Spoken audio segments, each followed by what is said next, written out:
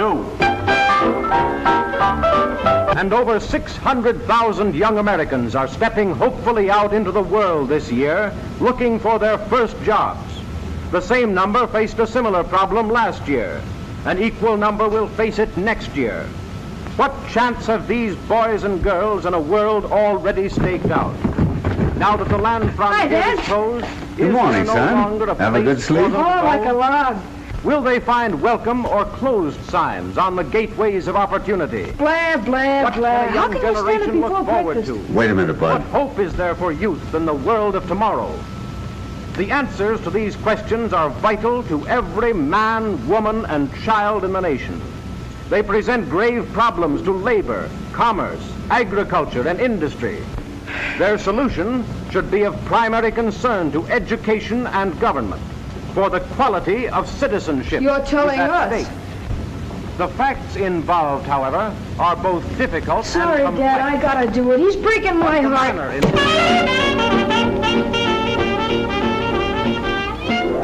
I should think you'd be interested in hearing about opportunities for young people. What opportunities? Say, do you know the motto of the last graduating class? Something lofty, no doubt. Yeah. WPA, here we come. That's super lofty. Well, I guess times change. I remember when I was your age, Sure, I know. You were working for a hardware jobber, and you kept right on till you saved enough to open your own store. Yes. And I don't see... Because times changed, like you said. We've got all the hardware stores we need. And all the grocery stores, all the doctors, all the lawyers, all the gas stations, all the everything. But it don't stand to reason that a country with our record could all at once lack openings for young fellas. No, you just try and get a job. Maybe it is difficult, but it's worse to be a quitter. Now, you've got years of school ahead of you. Yet you let your friends talk you into believing you're licked already. Well, they know what they're talking about. Now listen, son. I wasn't going to tell you this, but you're the reason we came here all the way from Indiana. You've heard all the talkers. Now I'm going to show you the doers. That's why I brought you and your mother to the fair. Holy smoke, the fair! I forgot where we were. Hey, Grandma! A couple of guys are starving out here. How's the job coming? Hold your horses, Bud. We'll be ready in a minute. He sure do think a lot about his stomach. You probably had a good appetite yourself at his age, Elvira. Lord, Miss Harrison, if appetites was houses, I'd almost ought to holler right now. How's the table, Jane? Is it set? All set, Mother. Come on, everybody. Breakfast is ready. That's the best news I heard since I got here. Hi, Mom. Boy, am I hungry. I don't know which I've been looking forward to the most, the fair or your cooking, Mother. Don't pay any attention to him, Grandma. He says that to all the cooks. Well, you can't make a cook mad by liking a cooking. That's a good thing for a young man to remember. I'll say it is. That's how Dad got his corporation. Hey, that's not a corporation. That's private ownership. A man's entitled to a stomach at his age. Anyway, it's nice to have my family with me again. Even if it took a World's Fair to get you here. Well, we thought you had your hands full with just one member of the family. Nonsense. Barbara's been a lifesaver. Really, she has. I'd have been pretty lonely here without her. How is she getting along with that art business she's studying? I don't know, Tom. It's over my head. I gave up when she told me pictures on calendars weren't art. Wonder what in the world's keeping her. Badge, your breakfast is ready. We're waiting for you. Well, we may be waiting, but I don't think it's noticeable. Morning, Dad. Good morning, Babs. Morning, Mother. Morning. Morning, Grandma. Morning, dear. And that's for a fresh little brother. That's a fine way to treat a guy that's come all the way from Indiana to see you. The fair, of course, had nothing to do with it.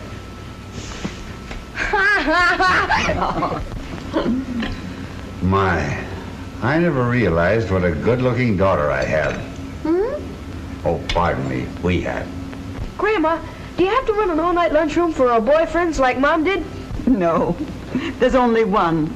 And I don't see him very often. Why, of course. Jim Treadway from back home. He's working at the fair. You couldn't do better, Babs. Jim's a fine boy. Chip off the old block. He's going places. Not with me, he isn't. What are you trying to do, get rid of me? Oh, Jim's a nice fellow, of course, only I'm not in love with him. But, Babs, I thought you had, some sort of understanding. That was in high school. I was young then. I'm grown up now, and I have better judgment. When do we get a peep at your better judgment, kid? Oh, I didn't know you were going with anybody else, Babs. Is it somebody we know? Now, Jane, there's plenty of time. We just got here last night and you want to know everything before she even gets a chance to say hello. There's nothing to get excited about. I'm not in love. At least I don't think I am. Oh, I was afraid something like this would happen. Oh, stop flying off the handle. I know all about it. Who is he, Babs? He's Nicholas Makaroff, my art teacher. Oh, so you turned out to be a teacher's pet. I suppose you take him an apple. That will do from you, young man. Nick's been in America since he was a little boy. But he knows the world like we know Main Street. He's a genius. You like him. Oh, sure we will. Anybody you like is okay with us. Oh, I've got to be running along. I'm late. Where'll I meet you for lunch? Well, I thought it'd be kind of nice if we looked up Jim Treadway first. His folks said he's working at the Westinghouse building. Supposing we all meet there. Babs, why don't you bring Mr. Mac, your friend, along? We'd love to meet him. Sure, fetch him along, Babs. Well, all right, if he can get away. He's awfully busy right now, but I'll ask him. Goodbye. Goodbye, Bye-bye. dear. Yes, sir. It's just what this family needs. An artist. Now maybe we can get the house painted for nothing.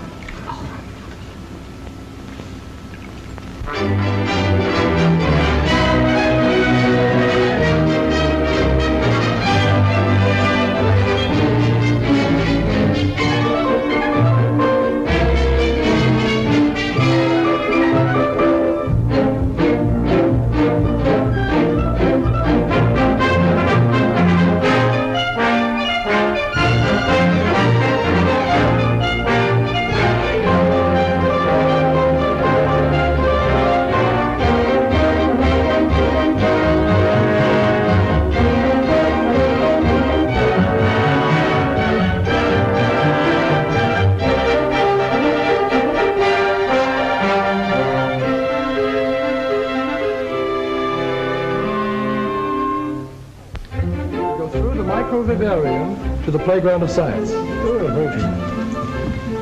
Jim, how's the boy? Hello, Bud!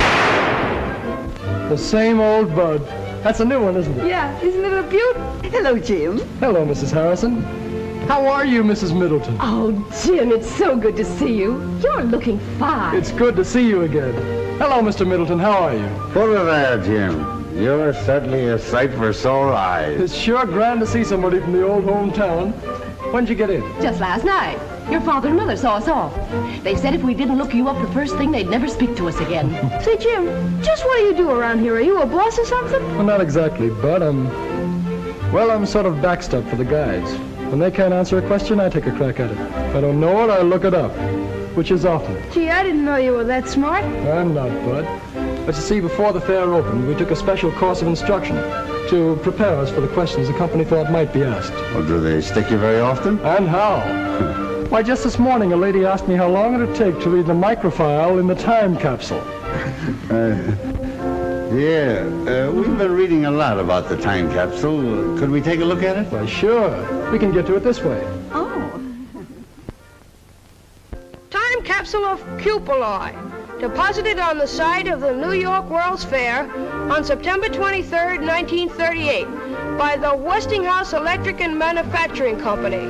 If anyone should come upon this capsule before the year AD 6939, let him not wantonly disturb it, for to do so would be to deprive the people of that era of the legacy here left them.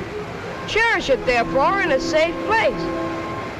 5,000 years from now, the peoples of the future will look back on us as we look back on the early Egyptians and Babylonians. The time capsule down there is actually a message from our time to theirs. Those who open and study it will know more about us than any man living today. But, Jim, how in the world do you know it'll last so long? Because the copper tools of the ancients have come down to us from even farther back. The capsule is made of a still better copper alloy called cupuli. It's hard as steel and equal to pure copper in resistance to corrosion. Well, what I'm wondering is how anybody will know how to find it in the year, what was it, 69, 39? How to find it, what's in it. In fact, everything about it was printed in the book of record of the time capsule.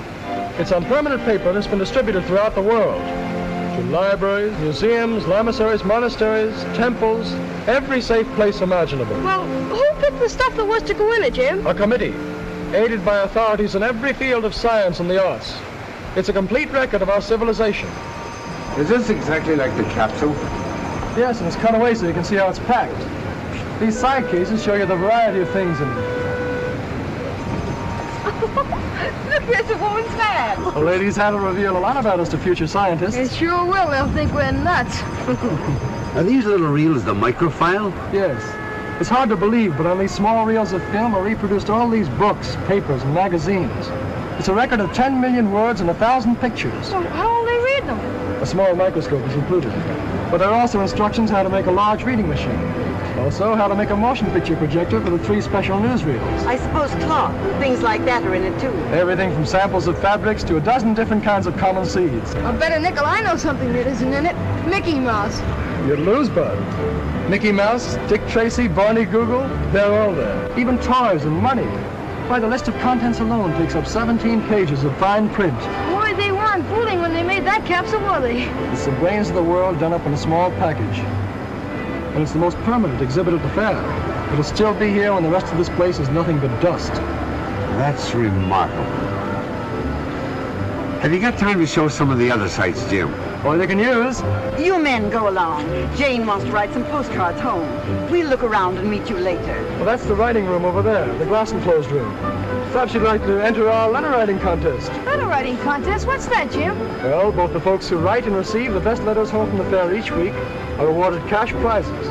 The winners are announced every Sunday evening during our Letters Home radio program. See if you can get me the dope on that contest while you're over there. I might just as well have some of that cash as the next guy. Pretty sure of yourself, aren't you, Bud? Well, they can't shoot you for trying.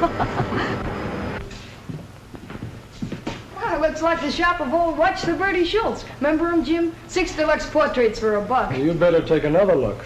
He never had a camera like that one. That's a television camera. Holy smokes, does it work? Of course. You go down there, Mr. Middleton. You can see and hear Bud on a whole row of television receivers. You better be good. Bud, this is Frank Wells. Frank, this is Bud Middleton from the old hometown. Hiya, Bud. Hiya. Now, just act and talk naturally. Oh, is it going? It's on. Hiya, folks. This is Clark Gable Middleton speaking. As you can see if you've got your television sets turned on. What state are you from, Bud? Indiana, the greatest state in the world. And if Grover Whalen's listening in, New York's okay, too. Well, what do you think of the fair? Well, as a guy I once studied about said, I came, I saw, and I'm almost conquered. How am I doing, Dad?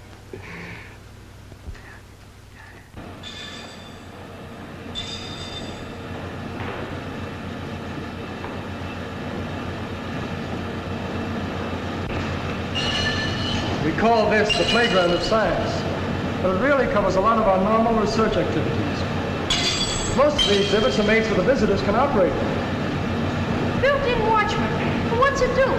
The bimetal discs like these are used for the control of current in our electric irons, refrigerators, and other home devices. They save you money by shutting off the current as soon as the right temperature has been reached. Well, that's a new one on me. They're used by the millions. Only they're hidden in the appliances where you can't see them. Oh, what's that? Well, that's the fantasizer.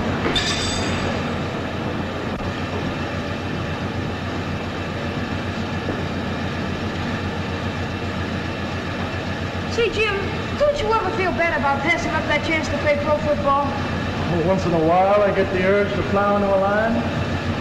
Outside of that, there's more kick to this game. Oh, you don't have to kid an old friend of the family. I guess it must be pretty interesting. What gets under your skin about research is the attitude of the men in the labs. They work on the principle that nothing is impossible. You hear that, Bud? Oh, sure, but I don't believe it. Open your eyes, Bud. The proof's all around you. Why, the whole fair is a product of research. Uh-huh.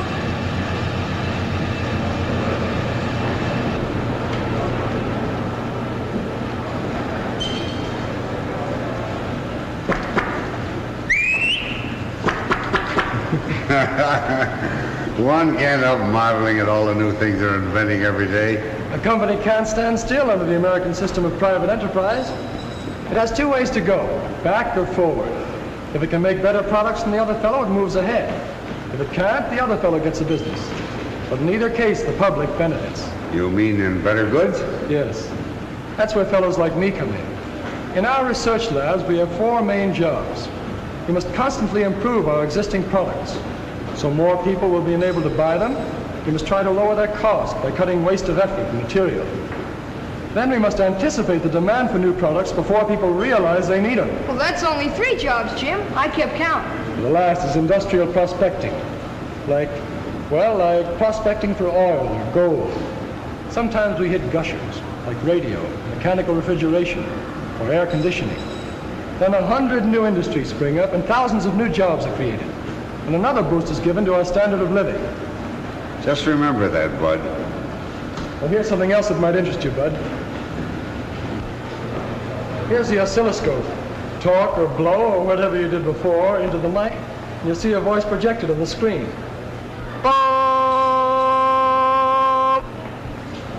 Tell me, Jim, do you honestly believe that industry can make enough jobs in the future to take care of the young people that are coming along?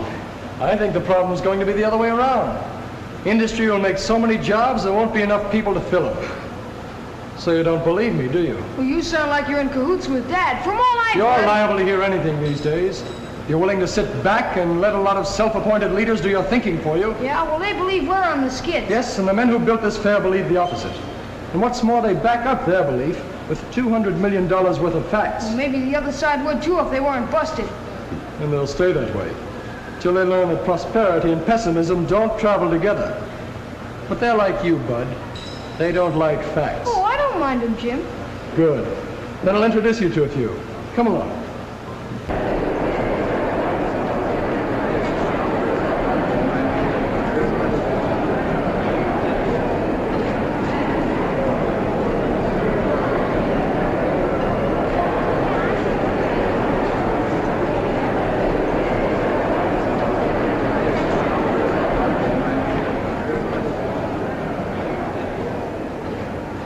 Isn't it wonderful, Nick?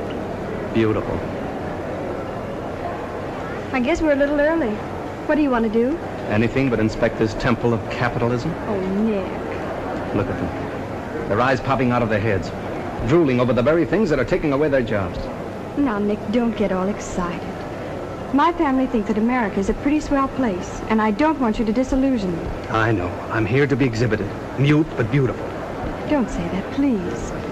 I want them to like you, to know you as I do. Did you tell them we're in love? That I want to marry you? That I've asked you 100 times? Of course I haven't, Nick. It isn't like telling them that I've got a new hat.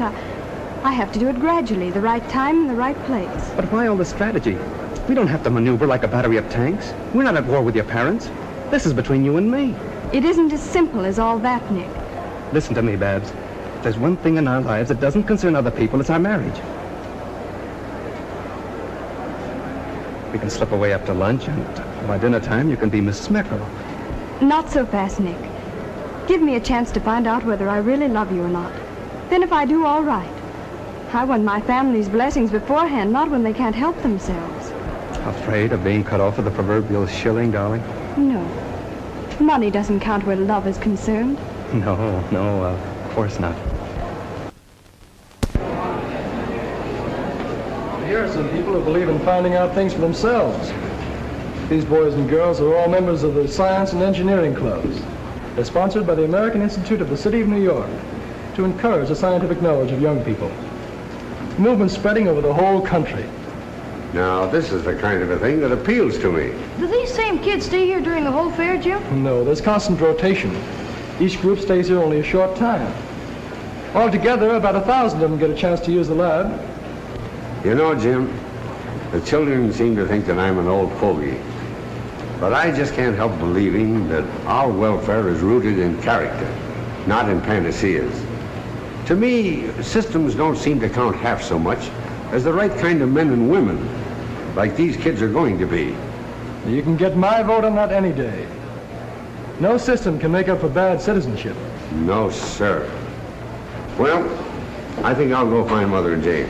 I'll see you at lunch. All right, Mr. Middleton. I'd like to show Bud a few more things. He's a pretty hard fellow to convince. Yeah, but I think he's weakening. So long, Dad. By the way, Bud, how's Babs? Okay. Is she going to be here today? I heard her say she was coming out here for lunch, but you never tell about women. Desperate spurt, hitting those dishes with everything she has. She's consistently diving in the bottom of the dark and greasy water to search for knives and forks. Dishwater splashing around terrific rate all over Mrs. Drudge. That rubber apron isn't much help now. She's splashing so hard it's getting all over me, and it's a little dangerous attempt to give a blow-by-blow account of what's going on in that dishpan. There's a lot of action over here. She's mopping up with a towel to get the water some of the dishes she dried a few minutes ago. That water in the pan is an awful messy-looking sight, folks. I wish you could see it. Incidentally, in the entire operation, the dishwasher would use a total of only 15 quarts of water, which is a lot less than Mrs. Drudge's used. And over here, Mrs. Drudge washes dishes just like Tom. That water's not coming out, and remember, folks, Takes him an hour to wash a plate. The heated dishes, Then he usually drops when that it. door's open. I mean, he gets more water on the floor than on the dishes.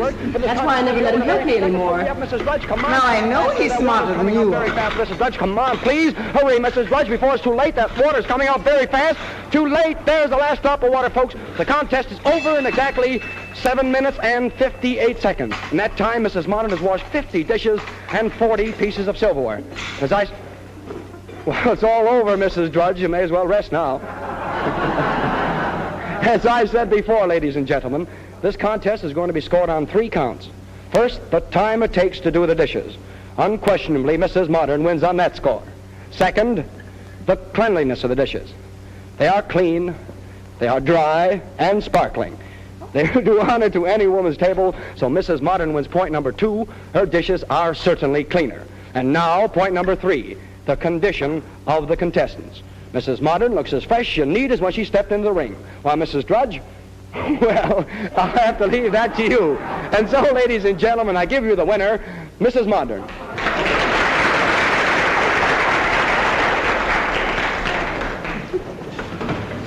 I'm tired just from what that announcer said.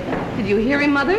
In 15 years, a woman washes, dries, and stacks a pile of dishes 9 times higher than the Empire State Building. Imagine it.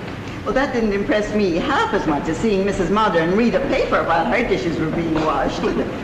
She'll look young when she's 100. Hi, Bab. Shake hands with an old pal of yours. Why, Jim, Babs, how are you? It's nice to see you again. you're looking well, as usual. Oh, this is Mr. Makaroff, my art teacher. Nick, this is Jim Treadway, one of the hometown boys. We're glad to know you, Mr. Makaroff. How are you? And this is my little brother, Makaroff. Hello. Oh, say, Babs, we're on our way to the Hall of Power. Why don't you tag along and learn something? Well, there's plenty of time before we meet the folks. I don't know, it might be fun. What do you think, Nick? All right, but don't expect me to be amused. There's nothing funny about the tools of capitalism.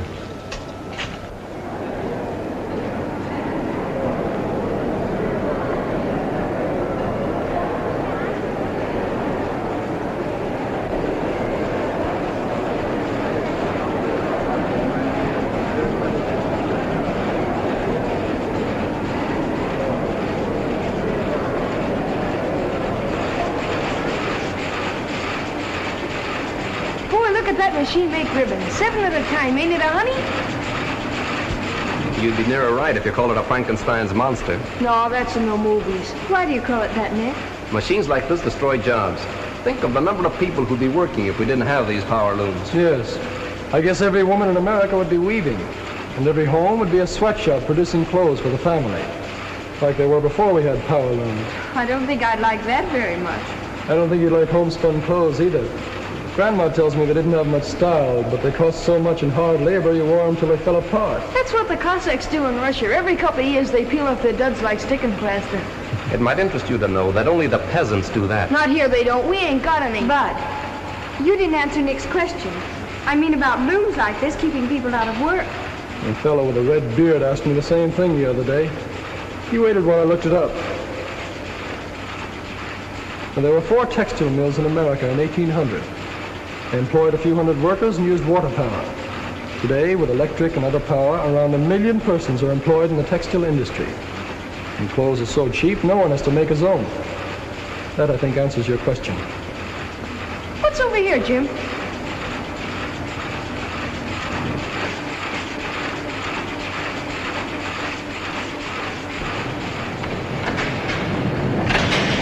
What is it, Jim? Look at that thing go around. It's a manipulator table used in a steel blooming mill. You can control a billet with these switches. Watch out, it's going off. The photoelectric equipment keeps it on the table. I suppose you're going to tell us machines like this benefit labor. And how? Not many years ago, steel making was a dangerous occupation. Now, the safest place a steel man can be is in the mill. It's safer than his home. That's right, capitalistic propaganda. Oh, you're kidding, Jim. I'm stating a fact. I know one steel plant that employs 10,000 men. While 15 of them lost their lives at home and other places, not one was lost in the steelworks. That's hard to believe. Well, there's the answer right there. Electrical control. Instead of swinging a sledgehammer all day and risking his neck, the steel man sits where Bud is and does his work with the master switches. Well, if one man can do all that with a machine, then I agree with Nick. It can't help but lessen jobs. Here's why they don't, Babs. It's very simple. Machine production makes better and cheaper products. As a result, more people want and can buy them. That in turn creates a demand for more labor. That's just one of those so-called economic laws that doesn't work in practice. It works in steel, printing, textiles, and automobiles, and they're the most mechanized industries in the country. Yes. So let's go see what's over here, Nick. All right. Now you can operate that yourself, Bud. Oh, thanks. Step on the dead man's pedal here, or keep it down always with the running. You step on the right pedal, and you stop the machine. That's your brake. This is your gong. Does your company make any really large equipment, Mr. Treadway? Yes, they do. Some so big it has to be shipped piece by piece. For example, an electric furnace we made for a large motor company is 330 feet long. I thought so. Those are the kind of machines that displace men. Mass market industries don't modernize to save jobs, Mr. Makarov.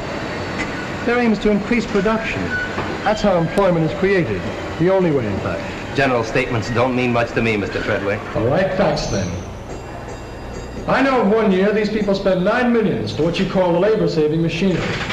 That same year, they increased their payroll by 40,000 men and $88 million. Funny how a guy with facts can break up an argument. I suppose you think that's funny. Oh, so you can't take it, huh? Don't you think we'd better look up for folks? It must be nearly time for lunch. Yes, I guess you're right. They'll probably be looking for us. Come on, Bill. Okay. Nick, please be careful during lunch. Dad looks on things the same way Jim does, and he might take you seriously. But I am serious. I know, but promise me that you won't start an argument. All right, if you say so. But I won't enjoy myself.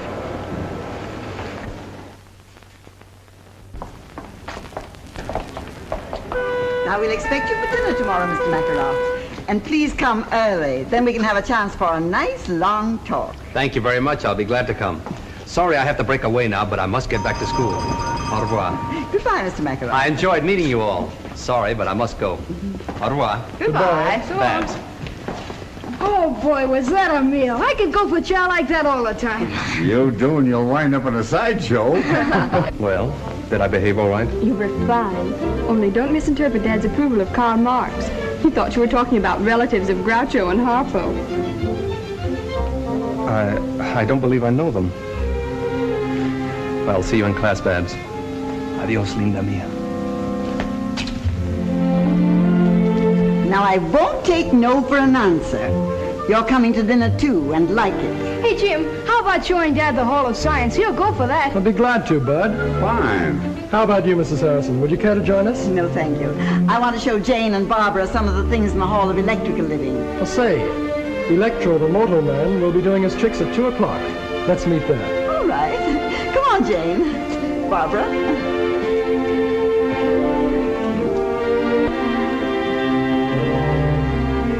Well, This way.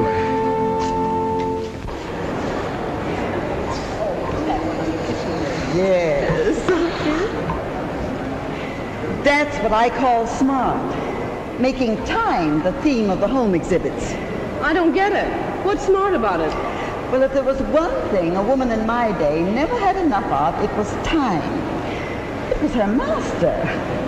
Some had two, if they had a bossy husband.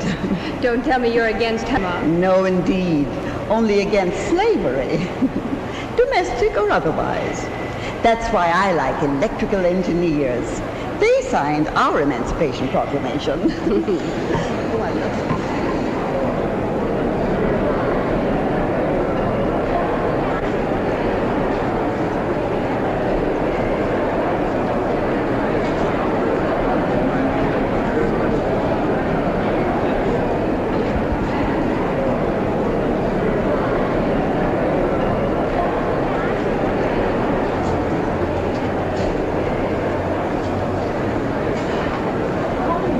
Beautiful kitchen. Neat, isn't it? Me?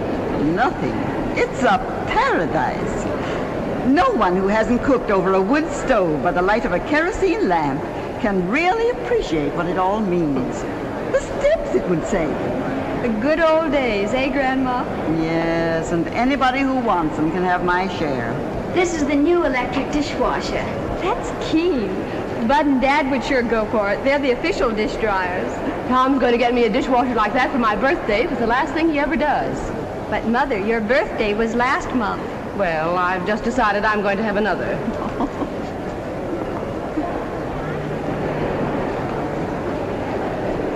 This is nice. And very modern. Masculine, too. Miss, is that a three-way floor lamp? Yes, madam.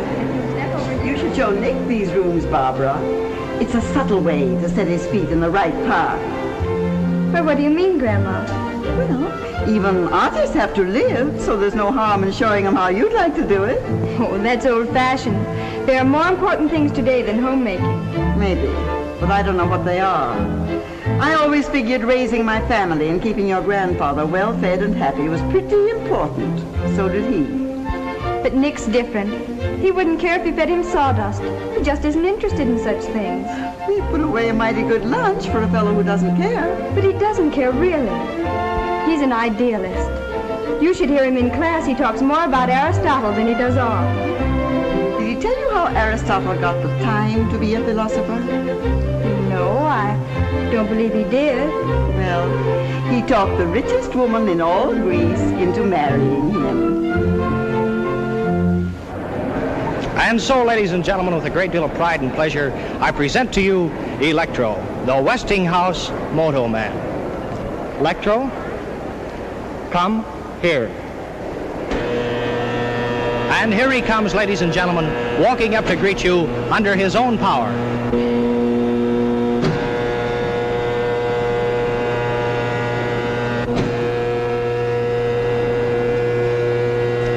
Stop.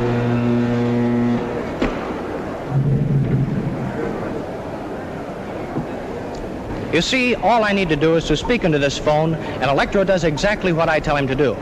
Sometimes. But I don't see why I'm telling Electro's story when he's perfectly able to tell his own. So let's listen and see what Electro has to say to us today. All right, Electro, will you tell your story, please? Who? Me? Yes, you. Okay, Toots. Ladies and gentlemen, I'll be very glad to tell my story.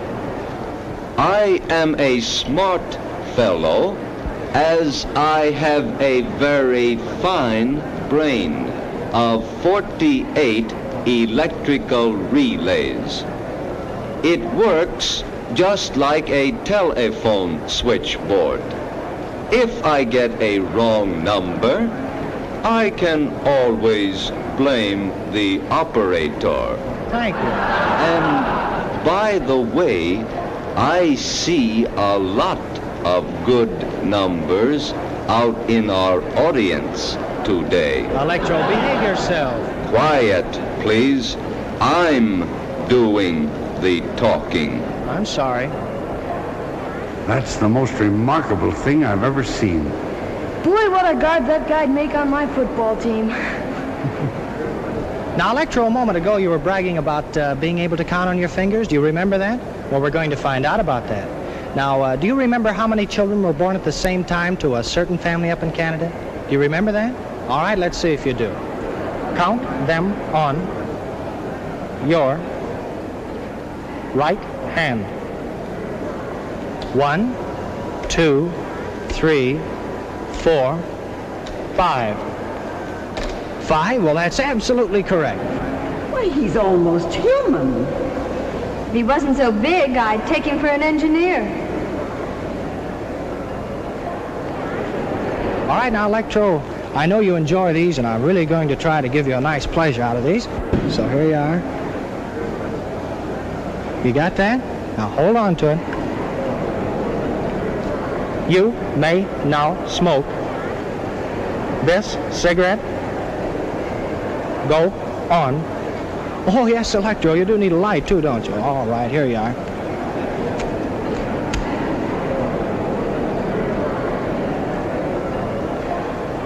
And, folks, he's only 2 years old, too. Just learning. How can he do all those things, Jim? He's full of motors, gears, cams, and photoelectric cells. You could fill a book with all the electromechanical principles involved in the thing. All he lacks is a heart and a brain.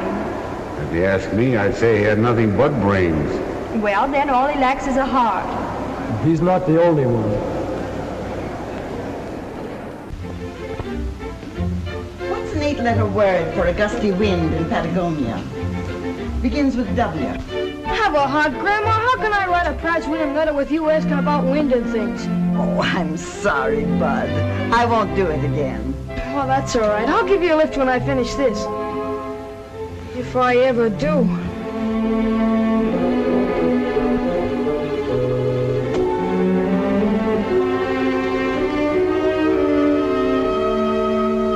Say, Jim, what would happen if all the things Westinghouse developed first just disappeared? Well, suddenly, I mean. Well, it's easy. There'd be no electrical industry. It'll put the world back 50 years. Why do you ask? Well, I figured all the others would write about what they saw at the fair. So if I tell them what wouldn't be there without Westinghouse, I won't have any competition. You got something there, Bud. Go to it. Hey, wait a minute, Jim. I need some facts. All right. Just consider 3 out of the thousands of things we pioneered and where we'd be without them. Oh, just a second. All right, go ahead. First, alternating current, or AC as most people call it. It permits the economical sending of electric power long distances from where it's generated.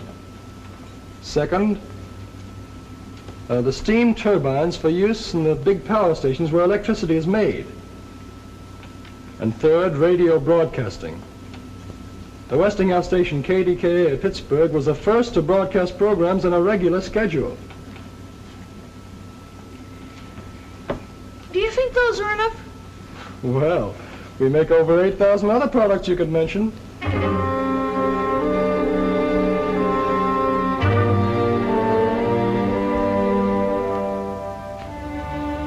don't like that guy either, Jim. I didn't say I didn't like him. Well, you'd be surprised what a fellow like me finds out just keeping his eyes open. Jim, come over and talk to me. Sit down. How are you coming along?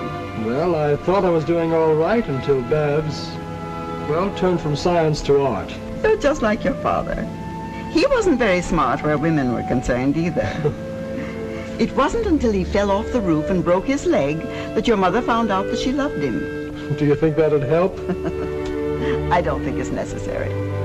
Most women, you'll find, pick husbands who see the world pretty much as they do, who think as they do about religion, war, politics, yes, even communism. They do it unconsciously. It's bred into them from childhood. Yes, but they can make mistakes, too. And they can also correct them if you give them a little time. I never knew time had so much to do with love. I don't understand what you mean exactly by abstract form, Nick. That's the trouble with verbal language. It's too clumsy to express elusive qualities. But to me, abstract form is the essential substructure. In short, the fundamental rhythm underlying our conceptions of spatial limitations. Do I make myself clear? Oh, perfectly. It's very clear now, thanks.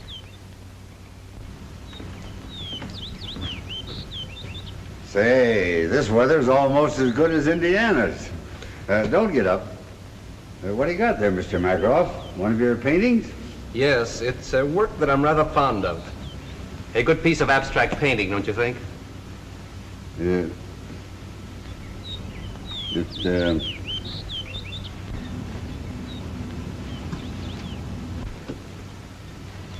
Oh, it's remarkable.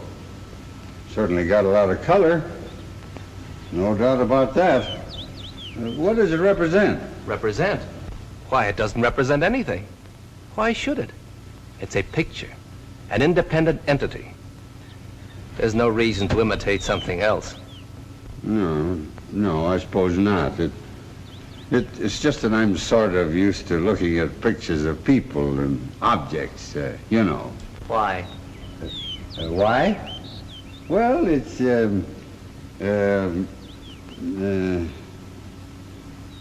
why? If you want a house or a flower, you can go and look at them. Or if you want them represented, you can have them photographed. So why allow them to intrude into pictures? Yeah, I guess you're right. Well, if you young folks will excuse me, I think I'll take these flowers in and put them in some water. I think they need a drink. Dad's idea of fine art is rearing a two-fisted family. Too bad. You ought to keep up with the times. I meant to show you this before. What do you think of it? Oh, it's unique, all right. I don't think I've ever seen a ring like it. It's really a collector's item, a rare specimen of barbaric jewelry. It's been in our family for about 300 years. 300 years? Notice its color. Why, it's a study in polychromatic harmony. It's beautiful. Really lovely. Oh, no, Nick, I couldn't take a ring like that. Why, it must be priceless. Don't be silly. I want you to have it. No, please, I couldn't think of it, really. Wear it for a while. There's no harm in that. As a favor. Oh, no. Now you're being provincial, Babs. Well, just for a week or so.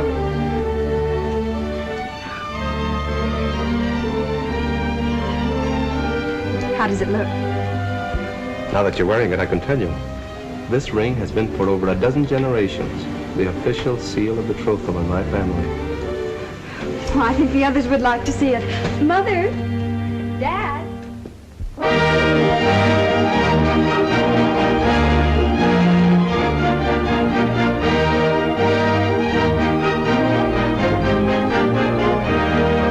It's too big to describe in a song or a sonnet, so dress yourself up in your best bib and bonnet. The Westinghouse mat has a welcome upon it for you when you come to this fair.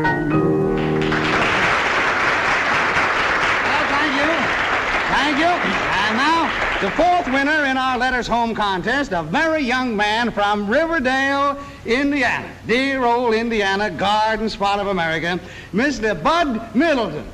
All right, this way, Bud, and congratulations. Now, your prize-winning letter in the Westinghouse contest made all the judges sit up and take notice. These are unusual judges, that's all they took. Well, let's see. You had all your family with you, according to your letter, so you wrote that letter to a pal of yours back in Riverdale, didn't you? Yeah, to Tubby Parker, but I won't know how much of a pal he is until I get back home and find out if he's been dating my girlfriend. Oh, maybe you made a mistake writing to Tubby. Remember, he gets half of your money, you know. Well, that's okay, but I'm serving notice. That's as far as our sharing goes.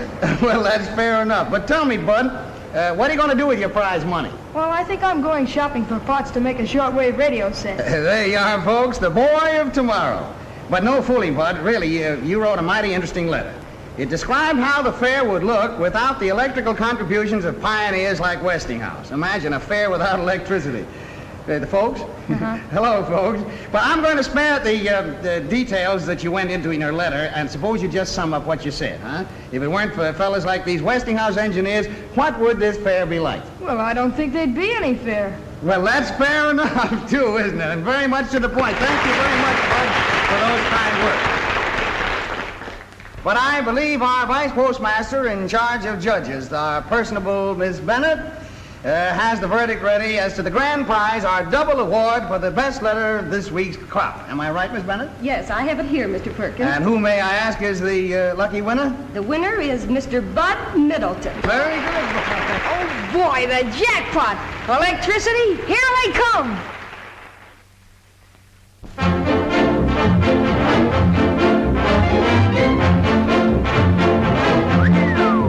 Gee, Grandma, the more you sea of New York, the bigger it gets. It's the same as Main Street, back home, only larger and busier.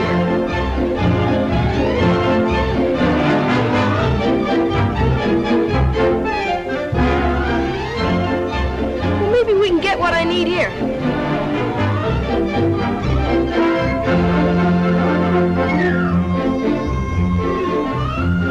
I wonder if they've got any new gags.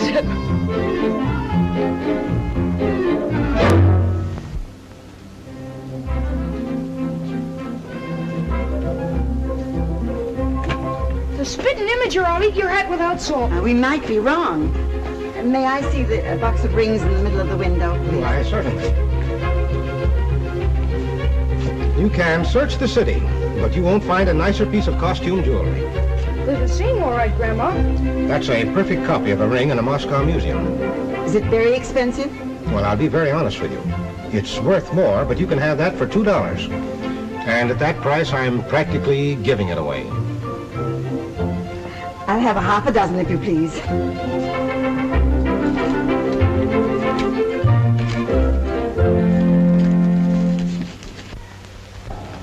Why don't you let me fix these things, Miss Harrison? You know, Big Feet, that's my next to last husband. Big Feet say I make sandwiches that knock your eye out. That's why I'm doing them, Elvira. I have use for my eyes today. Huh. Ears is all you need. If that foreign gentleman's coming, he sure got a powerful tongue. Mr. Makarov's to be the guest of honor. Hello, Grandma. Hello, Elvira. Honey, you sure is dogged up. My. You look lovely, dear. Anything I can do to help? Oh, I nearly forgot. You left your ring on my dresser. My ring? That means bad luck of some sort. Grandma, I've got my ring. Why, they're absolutely the same. Where'd this other ring come from, I wonder? I don't know. Hello, everybody. Can I help? Oh, what's the matter with you, Babs? Are you sick? No. No, I'm all right. Oh, I declare I think you'd lose your head if it wasn't glued on. Here, it's your ring. I found it on my dresser. What's wrong? Don't you want it? The very same. Why, they're all alike. Where'd you get them all, Babs? Land sakes alive.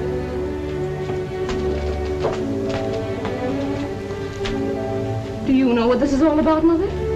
Me? How should I know, Jane? Come on now, take these sandwiches in and stop looking at me as if I'd stolen your purse.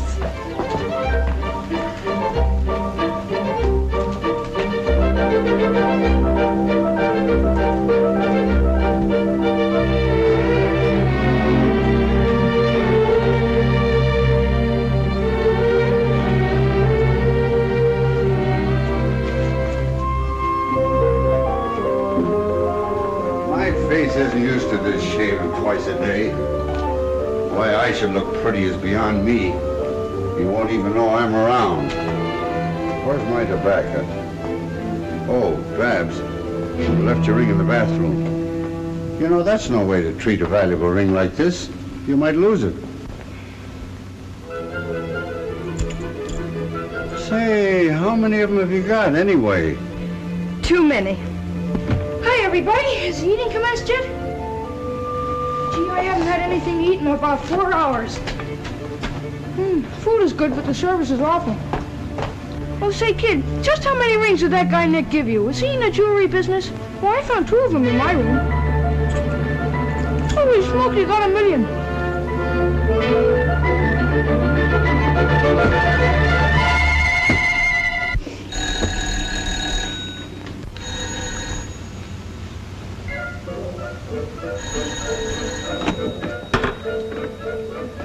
Good afternoon. Is Miss Barbara in? Yes, sir, Mr. Macko.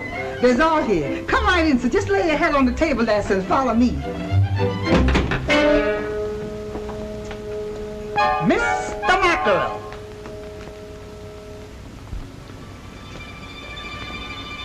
Good afternoon, Mrs. Middleton. Hello, Bud. Mrs. Harrison. How are you, Mr. Middleton? Babs. Haven't you lost something? Young ladies shouldn't leave their valuables lying around. I found this on the hall table. Quite a study in polychromatic harmony. Don't you think? What? Why, the dirty crook told me there was only one of them. Don't put it on that. Give her a chance. Hey, let go of my arms. Will you get up? Hey, come on now. You gotta beat it, Nick. He's a wild man. When he gets going, I can't hold him much longer.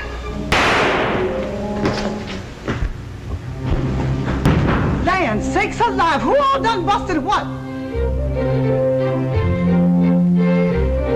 I think you scared him, Dad. He didn't even wait for a chow. You want to be ashamed of yourself, Tom Middleton. What do you mean by carrying a gun? A gun? Why, I don't even own a gun. It is that practical joking son of yours. I'll have you know, Tom Middleton, he's just as much your son as mine. Well, now that the guest of honor has departed, what are we going to do? What are we gonna do? A whole table full of chow in front of us, and you ask what are we gonna do? Oh, I mean afterwards. But I know what Mother and I are going to do.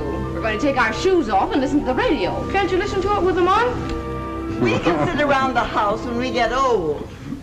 Tonight, we're going to look for a silver lining.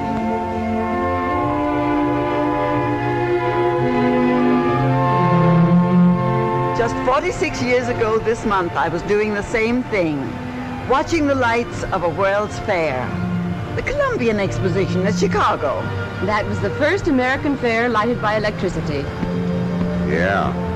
And Jim's company furnished most of the lighting for it. We've come a long way since then. Say, Jim, did you hear about the dame asking when the keepers feed the lagoon?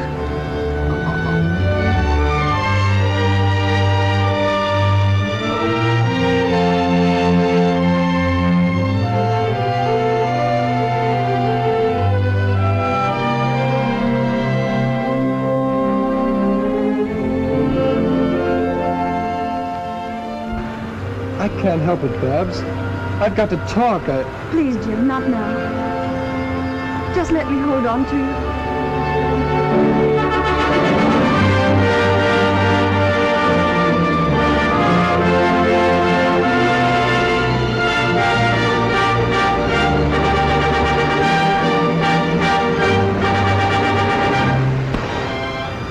I wonder if the years ahead will be as bright as this. We haven't seen anything yet, darling. Why, all this is merely a sample of the real world of tomorrow.